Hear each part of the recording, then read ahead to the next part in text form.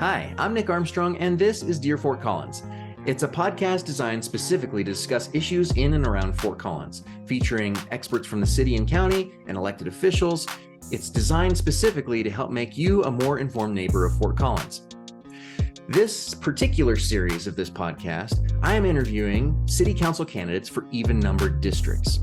I ran for city council back in 2021, and I know how hard it was to connect with every single voter and help spread the word about what my campaign stood for and why I wanted to run. And so I wanted to give each of the candidates their chance to get in front of you in this podcast in a medium where you might be comfortable, you might be sitting on your couch or driving in your car, able to listen to the words from the candidates themselves and get to know them a little bit better so you can make a more informed choice as a voter.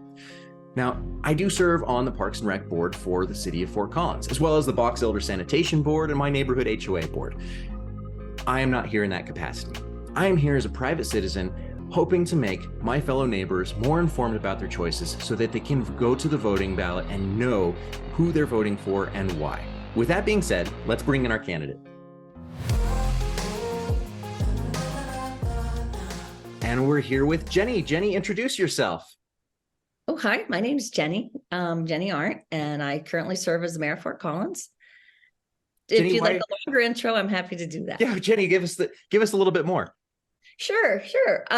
Well, let's see. I think a lot of people may know the background, but it's just my parents moved here when I was 3 weeks old from Boulder, and my mom and dad were seeking an entrepreneurial, family-friendly community where they could feel free to be themselves, and which led into a lifelong entrepreneurship for both of my parents, really, a lot of different businesses and that sort of thing. So I was raised in a very open-minded, optimistic, can-do type of family.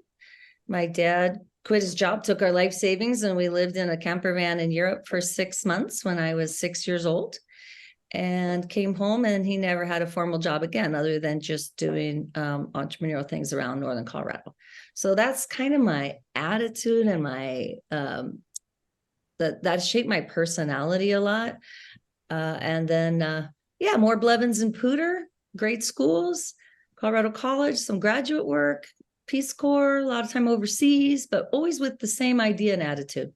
So why are you passionate about Fort Collins in particular, and what motivated you to run for local office? I'm two different questions. So passionate about Fort Collins because it offers people that opportunity, right? I really am convinced it's a place where you can be what you want to be. And I was making that point one day at the Silver Grill when I was having breakfast with somebody, and they said, "What do you mean?" And I said, "Well, I don't know." And so their server came up, and I said, "Just for instance, random interaction, I just can see that you're a server at Silver Grill, but do you do anything else on the side?" And she goes, "Oh yeah, I make organic pet food." And she gave me her card, and I said, "See, everyone here, it's completely the places get a spiraling effect, right? So one entrepreneur will help another, and then it becomes known as that. So my realtor had a U.S. patent pending. I said, "What's it for?" And she said, "I can't tell you." I said, "So you go home at night and invent things in your garage?" She goes, "Yeah." I said, "Yeah." So that is why I'm passionate about Fort Collins. I'm passionate about keeping that way and helping people, everyone be included and have that freedom of thought and expression and support, right? Because we need each other when we do something kind of crazy. What was the second part? And what motivated you to run for local office?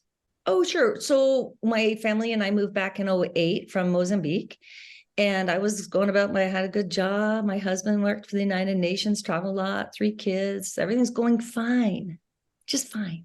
Until my former mentors in high school and those people who knew me when I lived here before, and I was very civically active, even as a teenager, said, "Would you consider running for office?" And I said, "No, thank you very much." That's the only rational answer, is no. And then 3 years later, I found myself knocking on doors saying, "Hi, I'm Jeni Arndt. I'm running for state representative." So some of that was an evolution when I had to make the leap in my mind that running for office was exactly the extension of things I'd been doing my whole life. From serving my community to Peace Corps, I'd been on 2 school boards. These sorts of things are just an extension of that. And then I really came to the realization that election is just the opportunity to ask the community if they would like you to serve in that role. That's all it is. And if they would prefer you, then they select you when they vote. And if they prefer someone else, they select someone else. And so I said, well, I think I would like to serve in this manner. And I asked the community and they said yes in 14, 16, 18, 20, and 21. And now we're up in 23. I get to ask a lot. Always checking to see if it's okay. Can you share a specific project or issue that you'd like to tackle if you're reelected as mayor? You know, I know we keep talking about it, but the reason why we're talking about it, because it is the issue, housing, affordability, right? We just heard yesterday, schools are closing. They're consolidating and they're growing in Timnath and Wellington. The students, because young families aren't able to live here with their young children, which we love. I was a former special ed teacher. I love kids. They're having to choose neighboring communities within our school district. So now we're having unequal enrollments. And that is a very worrying thing to me in terms of a healthy community. Yes, so it's housing and affordability. So Jeni, what makes you uniquely qualified to represent the city as mayor? You know, I would never say I'm uniquely qualified. I would say that's what elections are for. I would say that it's always teamwork. I would say that in elected roles, someone said, how do you get elected? You say you get more votes than the other person. That's our system. That's our democracy. So but I will tell you the qualities that I think I have that some of the people see in me why they vote for me or returning me to office. Let's put it that way. I'm a very hard worker. I strive really hard to dig down into an issue because one issue, the headline, is not what it is.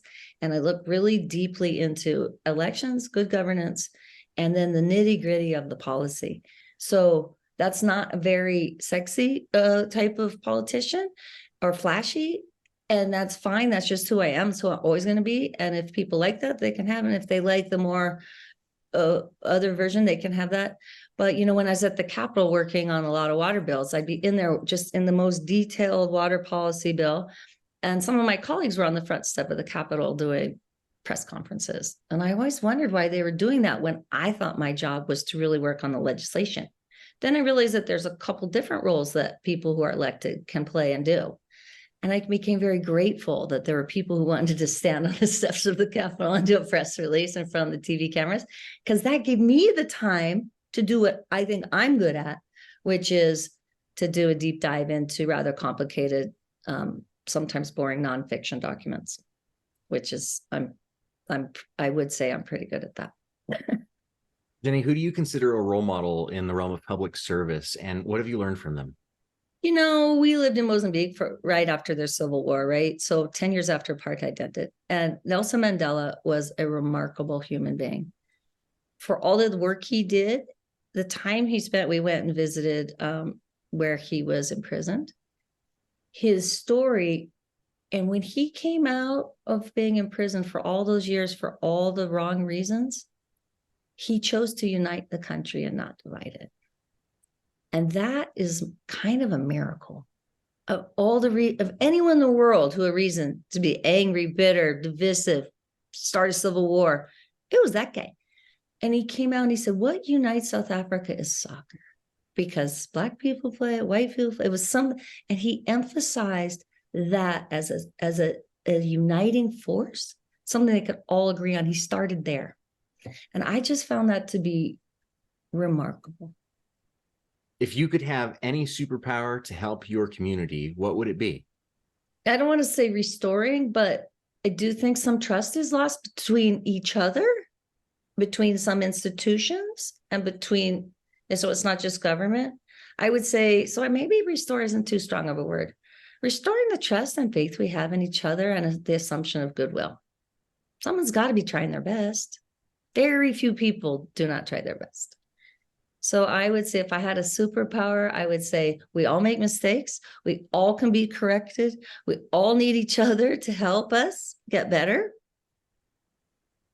But if we could just trust each other more, I think that things would We'd have less bureaucracy if we trusted each other more. We'd have less accountability measures. I hate those words because I think people really are accountable naturally. But, you see people building layers and layers around themselves and institutions and things to insulate them, either personally or professionally or institutionally, to ward off something just because there isn't enough trust. And so I would try to build more trust. What is one piece of advice that you've received that you didn't take and that you wish you had? Well, I once worked in an office as an intern on Capitol Hill. And then I went back after college and there was a job opening and it was the bottom of the ladder in that office. And I liked the people in that office. I was comfortable there. And the chief of staff said, don't take this job, Jeni. You really should be a legislative aide right away and not take an entry-level position. So I listened to him. I didn't take the job in an office that I liked and I knew the people. And I became a legislative aide and I was absolutely miserable and I quit within a year. So what I try to tell my own children is don't worry about the status of the job. It's always about the people. And if you take a job where you like the people and you're good at your work, you will find fulfillment, even if it's just opening letters and being the best receptionist you can be. And that would have been so much more fulfilling and probably eventually led to a promotion to legislative aide within the office of the people I like. That was a big mistake of mine to do that. I've always regretted that. It's always about the people, right? Yeah. Is there anything else that you wanted to let people know that are considering voting for you? And where can we learn more about your campaign? It's jennyformayor.com with a numeral 4.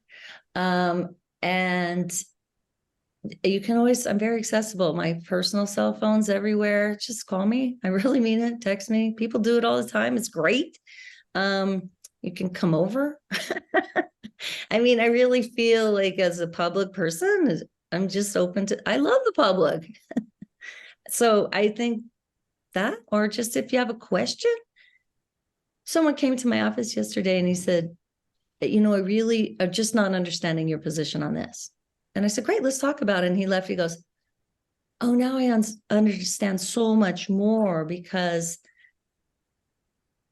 he said, so you're also looking at that. I said, right. I said, what would you do? And he goes, I honestly think I would probably do what you do. It just, for one special interest group, one item looked really like the wrong move. But I said, had you ever considered this?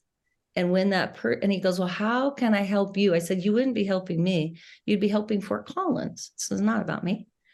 If you can translate between a special interest group and the technical part, and then the governance part, which is when you look out for everyone. And so he said, I would love to do that. So we got a volunteer to be a translator, ambassador, going back to some groups that have one interest in mind and communicating how, when you're in a role like mine, you consider all interests. Yeah. So that was great. So awesome. Call me. Basically, my thing is, and if you think you disagree with me, call me twice. That I need to meet with you. Well, thank you, Jeni, for being here, and I appreciate your time. Thank you for getting the word out in our elections. I appreciate you. Thanks for listening, and I hope you're enjoying this series of learning more about your city council candidates. It's so important to get out there and vote, and do so from a place of comfort, knowing that you're voting for who you chose and why you chose them. I'm Nick Armstrong, and I can't wait to see you next time.